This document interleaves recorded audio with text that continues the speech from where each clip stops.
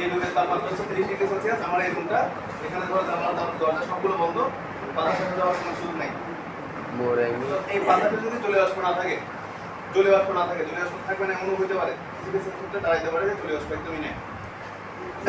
জলীয় বাষ্প যদি না থাকে তাহলে এখানে শুধুমাত্র কি আছে, বাতাসের অন্যান্য কণাগুলো আছে, H2O বাদ দিয়ে বাকি কণাগুলো তো থাকবে, তাদের একটা চাপ আছে।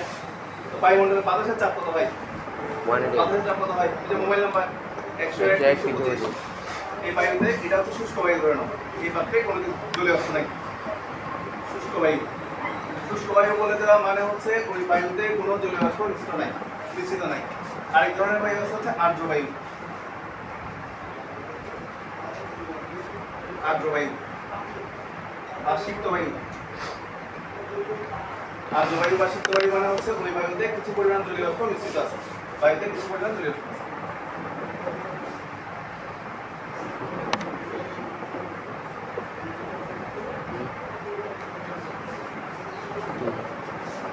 এখন বায়ুতে জলীয় বাষ্প ধারণ ক্ষমতা কতটুকু? কারণ হচ্ছে আমার এখানে যে রুমটার কথা আমি চিন্তা করতেছি, সেই রুমের মধ্যে সর্বোচ্চ 12 কেজি জলীয় বাষ্প থাকতে পারে। 12 কেজি না বলি, 100 গ্রাম বলি, 100 গ্রাম জলীয় বাষ্প থাকতে পারে।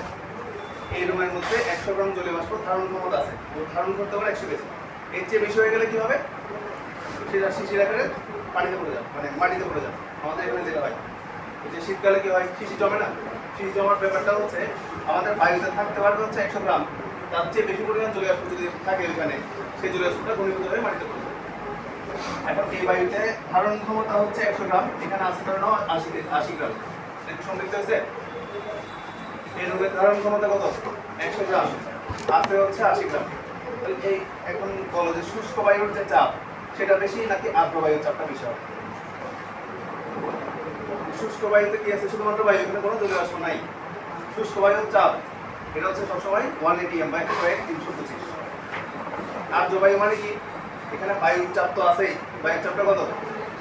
1/325। তার সাথে আর একটা চাপ মিশ্রিত হয়ে যাচ্ছে, জলীয় বাষ্পের চাপ।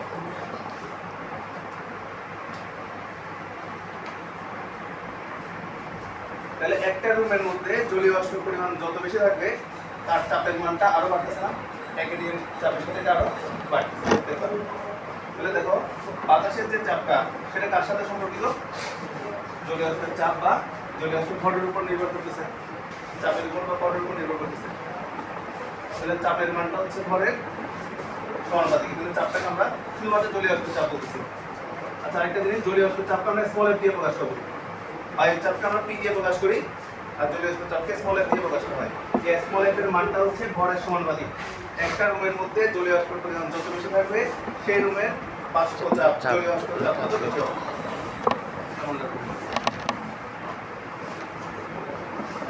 দেখো 30 ডিগ্রি সেলসিয়াস তাপমাত্রা, দুইটা পাত্র, 30 ডিগ্রি সেলসিয়াস তাপমাত্রা শুষ্ক বায়ু থাকা একটা রুম, এটা 30 ডিগ্রি সেলসিয়াস তাপমাত্রা জলীয় বাষ্প মিশ্রিত আছে এমন একটা রুম।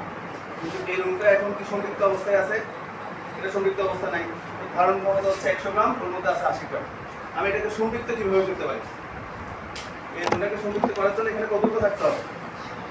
100 গ্রাম। 100 গ্রাম করতে হলে আমার কাছে কি কাজ করা যেতে পারে? এই রুমের মধ্যে কি করতে পারি? কি করে? কিছু পরিমাণ বাতাস আসতে দিলেই তো হয়ে যাচ্ছে। আমি এখানে একটু দরজা খুলে দিয়ে বা জানলা খুলে দিয়ে কিছু পরিমাণ জলীয় বাষ্প যদি আসতে দিই, এটার মধ্যে 100 গ্রাম যখনই জলীয় বাষ্প হয়ে যাবে তখন সেটা সমৃদ্ধ হয়ে যাবে। ধারণ ক্ষমতা 100 গ্রাম ছিল, 100 গ্রাম আমি জলীয় বাষ্পের মধ্যে প্রবেশ করাইছি, এটা সমৃদ্ধ হয়ে গেছে। তাহলে একটা সমৃদ্ধ করার প্রসেস কি? তাপমাত্রা স্থির রেখে, এই যে তাপমাত্রা কোনো পরিবর্তন করে নাই, তাপমাত্রা পরিবর্তন না করে আমি যদি ওর মধ্যে এক্সট্রা কিছু যেটুকু অভাব ছিল সেটুকু জলীয় বাষ্পের মধ্যে প্রবেশ করাই দিই, তাহলে সেটা সমৃদ্ধ হয়ে গেছে। পরিষ্কার করানো খুশি করতে পারে নাই, 8 কেজি খাওয়াই, আরো 4 কেজি খাওয়াই দিচ্ছ 1 ঘন্টা করে দিয়ে, এগুলো সমৃদ্ধ হয়ে গেছে, তাপমাত্রা একই গেছে। তাহলে আমরা একটা রুমকে সম্পৃক্ত করার প্রসেসটা শিখতে তোমাদের মনে রাখতে হবে। সম্পৃক্ত করার একটা প্রসেস কি? তাপমাত্রা স্থির রেখে যেটুকু ধারণ ক্ষমতা সেটুকু ওর মধ্যে প্রবেশ করানো, এটা একটা প্রসেস। আরো একটা প্রসেস আছে, ওইটা আমাদের ভালো করে জানতে হবে, ওইটা দিয়ে আমরা ক্লাস শেষ করতেছি।